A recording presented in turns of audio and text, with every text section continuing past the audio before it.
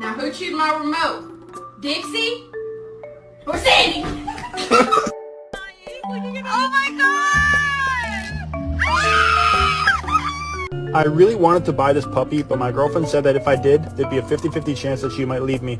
And those odds were way too risky for me, and I didn't want to take any chances. So I ended up buying...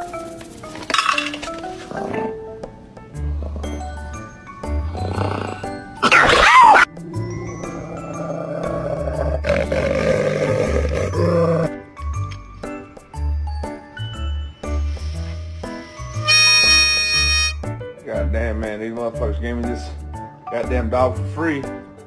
Trying to find out how to speak Spanish. Come here, Snack. Vente. Siéntate. Dame la mano. Move.